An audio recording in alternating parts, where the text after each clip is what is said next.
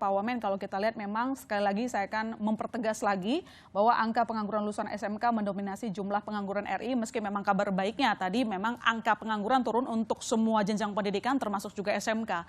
Tetapi mungkin dari Kemenaker, pasti kan sering ngobrol juga sama pelaku usaha begitu, lalu juga yang pencari kerjanya begitu. Selama ini apa yang didapat disimpulkan oleh Kemenaker? Masalahnya ada di mana? Benar sih, benar tidak kalau misalnya industri itu tidak memprioritaskan lah katakan untuk merekrut teman-teman alumni SMK? Ya, jadi begini, kita melihat bahwa angka pengangguran yang berasal dari SMK itu hampir sekitar 1,66 juta. Jadi kategori kedua setelah SMA, ya kan? SMA itu ada sekitar 2, sekian juta. Nah kemudian pengangguran ini diakibatkan memang antara dunia industri dengan dunia yang teman-teman atau anak-anak kita dari SMK ini selesai bertugas atau selesai sekolah, itu memang kepentingan dan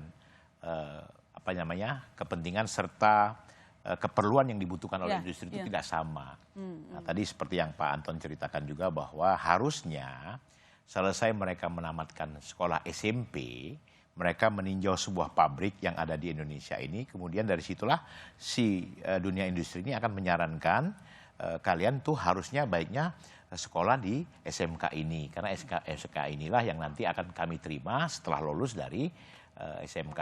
Itu satu. Nah yang kedua, hampir kita temukan di setiap balai latihan kerja Kemenaker, itu 60% itu berasal dari SMK. Artinya, saya bukan menyalahkan Kementerian Pendidikan, tapi saya perlu mengkritiki juga, walaupun kita sama-sama di pemerintahan, artinya saya melihat bahwa kolaborasi atau kepentingan antara Kemenaker dengan dunia pendidikan ini haruslah serasi.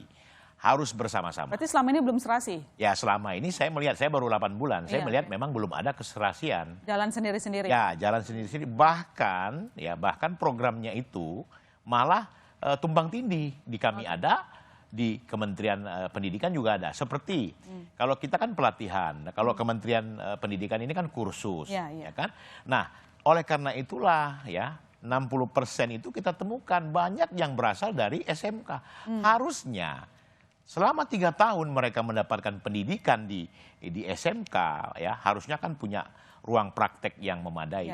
Ini cuma 3 bulan kita bisa sudah melatih anak-anak yang sudah profesional, dan mereka kita kerjakan dalam dunia usaha dan dunia industri tadi, kita pekerjakan mereka di perusahaan-perusahaan. Makanya kita mau menggalakkan juga sistem pasar kerja, yang mana sistem ini si pemberi dan si pencari kerja ini akan kita sama-sama kolaborasikan. Itu yang dibilang Pak Anton tadi, bagaimana dunia industri membutuhkan tenaga kerja, nanti Kemenaker lah yang akan menyalurkan anak-anak kita ke industri-industri. Jadi difasilitasi nanti sama Kemenaker untuk mempertemukan dengan dunia usaha begitu. Betul. Ya? Karena kan nggak mungkin juga ya anak SMK datang kucuk-kucuk ke pabrik terus nanya saya harus gimana. Harus dari Kemenakernya juga ya untuk menunjukkan itu. Jadi kita ini kan namanya juga Kementerian Tenaga Kerja. Ya, baik.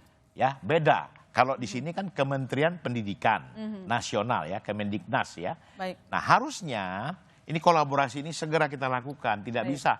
Dan terus terang saja Mbak Ilona, Kementerian Tenaga Kerja ini dananya minim sekali, ya kan? Tapi kami disuruh melatih anak bangsa, kemudian itu dengan kondisi dana yang minim, sementara Kemendiknas ini dananya besar sekali, ya kan? Tapi apa yang terjadi? Kita melihat bahwa malah banyak anak-anak SMK yang malah belajar ke BLK kita, harusnya tidak dong 3 tahun, ya kan? Oke, baik.